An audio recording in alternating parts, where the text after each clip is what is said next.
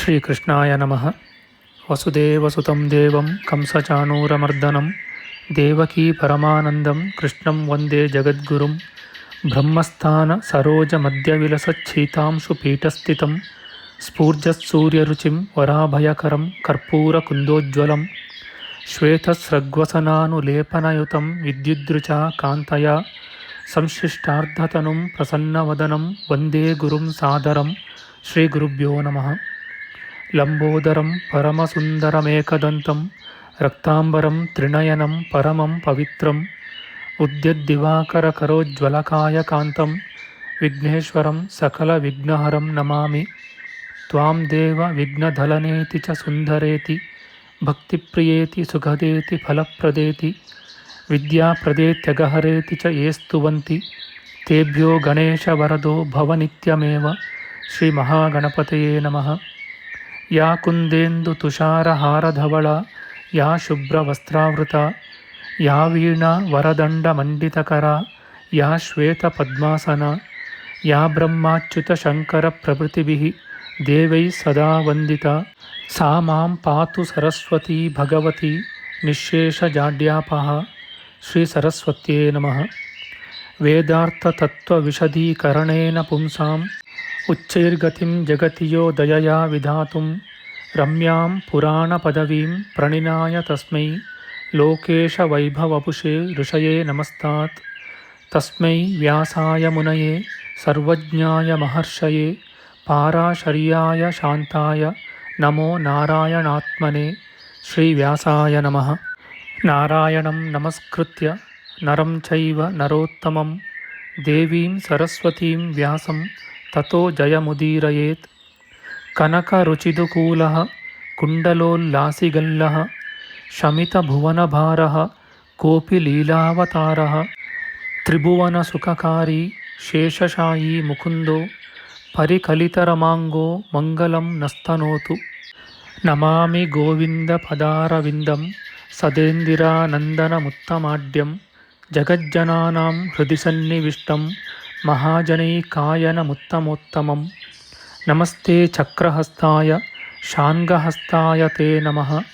ನಂದಹಸ್ತಾಯ ತೇ ವಿಷ್ಣೋ ಶಂಖಹಸ್ತಾಯ ತೇ ನಮಃ. ಓಂ ನಮೋ ವಾಸುದೇವಾಯ ನಮಃ ಸಂಕರ್ಷಣಾಯ ಚ ಪ್ರದ್ಯುಮ್ನಾಯ ನಮಸ್ತುಭ್ಯಂ ಅನಿರುದ್ಧಾಯ ತೇ ನಮಃ. ದಂಷ್ಟ್ರಾಗ್ರೇಣೋ ಧೃತಾ ಗೌರು ದಧಿಪರಿವೃತಾ ಪರ್ವತೈರ್ನಿಮ್ನಗಾಭಿಃ ಸಾಕಂ ಮೃತ್ಪಿಂಡವದ್ಬೃಹದುರ್ವಪುಷಾನಂತರೂಪೇಣ ಯೇನ ಸೋಯಂ ಕಂಸಾಸುರಾರಿರ್ಮುರನರಕದಶಾಸ್ಯಾಂತಕೃತ್ಸರ್ವಸಂಸ್ಥಃ ಕೃಷ್ಣೋ ವಿಷ್ಣುಃಸುರೇಶೋ ನುದತು ಮಮ ರಿಪೂನ್ ಆದಿದೇವೋ ವರಾಹಃ. ನಮಸ್ತಸ್ಮೈ ವರಾಹಾಯ ಲೀಲಯೋದ್ಧರತೆ ಮಹೀಂ ಖುರಮಧ್ಯಗತೋ ಯಸ್ಯ ಮೇರುಖಣಖಣಾಯತೆ. ಶ್ರೀ ವರಾಹಮೂರ್ತಯೇ ನಮಃ.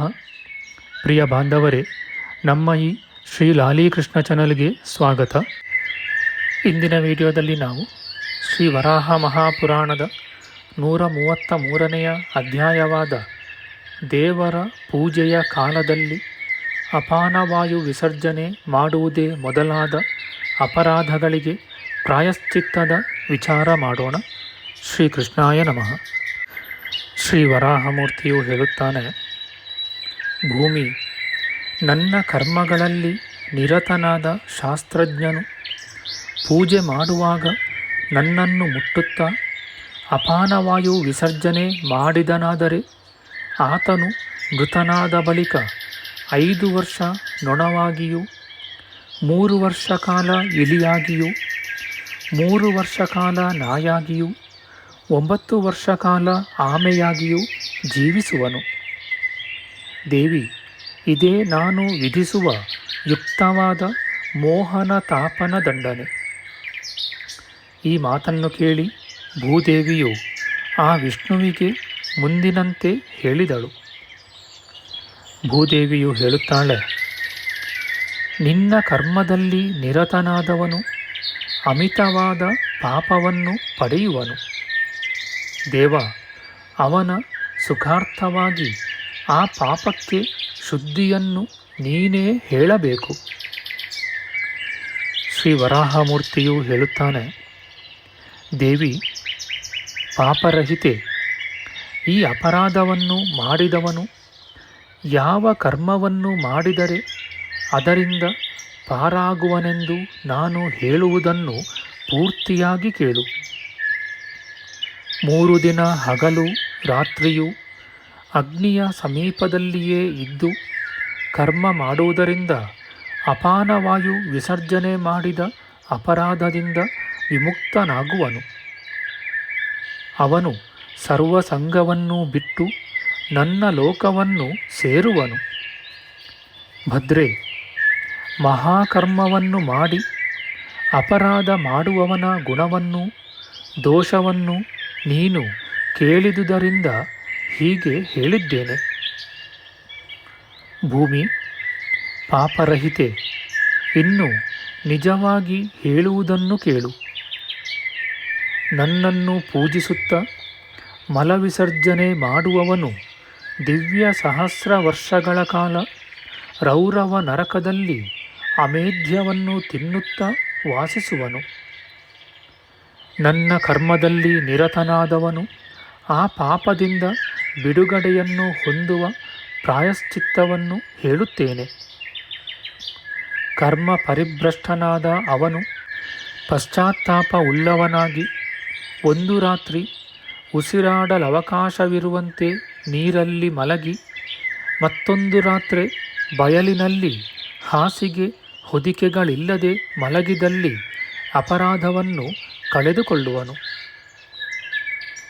ಭದ್ರೇ, ವಿಶಾಲಾಕ್ಷಿ, ನನ್ನ ಭಕ್ತರಲ್ಲಿ ಯಾರು ನನ್ನ ಪೂಜೆಯ ಸಮಯದಲ್ಲಿ ಮಲವಿಸರ್ಜನೆ ಮಾಡುವನೋ ಅವನ ಅಪರಾಧ ನಿರ್ಣಯವನ್ನು ಹೀಗೆ ನಿನಗೆ ಹೇಳಿದ್ದೇನೆ. ಇತಿ ಶ್ರೀ ವರಾಹಪುರಾಣೆ ಪೂಜಾ ಸಮಯೇ ಗುದರವಪುರೀಶೋತ್ಸರ್ಗಯೋಃ ಪ್ರಾಯಶ್ಚಿತ್ತಂ ನಾಮ ತ್ರಯಸ್ತ್ರಿಂಶದಧಿಕಶತತಮೋಧ್ಯಾಯಃ. ಶ್ರೀಕೃಷ್ಣಾರ್ಪಣಮಸ್ತು. ನಮ್ಮ ಮುಂದಿನ ವಿಡಿಯೋದಲ್ಲಿ ನಾವು ಶ್ರೀ ವರಾಹ ಮಹಾಪುರಾಣದ 134ನೆಯ ಅಧ್ಯಾಯವಾದ ದೇವರ ಪೂಜೆಯ ಸಮಯದಲ್ಲಿ ಇತರರೊಡನೆ ಬೇರೆಯ ಮಾತನ್ನಾಡುವ, ನೀಲಿಯ ಬಣ್ಣದ ಉಡುಪನ್ನು ಧರಿಸಿರುವ, ಕೋಪವುಳ್ಳವನಾಗಿರುವ ಅಥವಾ ಕರ್ಮಾನರ್ಹವಾದ ಹೂಗಳನ್ನರ್ಪಿಸುವ ಅಪರಾಧಗಳ ದುಷ್ಫಲ ಮತ್ತು ಪ್ರಾಯಶ್ಚಿತ್ತ ವಿಚಾರ ಮಾಡೋಣ. ಆಧ್ಯಾತ್ಮಿಕ ಚರ್ಚೆ ಮತ್ತು ವಿಚಾರ ವಿನಿಮಯಕ್ಕಾಗಿ ಶುರು ಮಾಡಿದ ಈ ಚಾನಲ್ನಲ್ಲಿ ನಾವು ಅಪ್ಲೋಡ್ ಮಾಡುವ ಎಲ್ಲ ವಿಡಿಯೋಗಳನ್ನು ಸಂಪೂರ್ಣವಾಗಿ ನೋಡಿ ನಿಮ್ಮ ಸಲಹೆಗಳನ್ನು ಕಮೆಂಟ್ ಬಾಕ್ಸ್ನಲ್ಲಿ ಬರೆಯಿರಿ. ದಯವಿಟ್ಟು ಈ ಚಾನಲ್ಗೆ ಸಬ್ಸ್ಕ್ರೈಬ್ ಮಾಡಿ ಹಾಗೂ ಬೆಲ್ ಬಟನ್ ಒತ್ತಿ ನಾವು ಹಾಕುವ ಎಲ್ಲ ವಿಡಿಯೋಗಳನ್ನು ನೋಡಿ ಪ್ರೋತ್ಸಾಹಿಸಿ. ಕೃಷ್ಣಂ ನಾರಾಯಣಂ ವಂದೇ, ಕೃಷ್ಣಂ ವಂದೇ ವ್ರಜಪ್ರಿಯಂ, ಕೃಷ್ಣಂ ದ್ವೈಪಾಯನಂ ವಂದೇ, ಕೃಷ್ಣಂ ವಂದೇ ಪೃಥಾಸುತಂ. ಶ್ರೀಕೃಷ್ಣಾಯ ನಮಃ.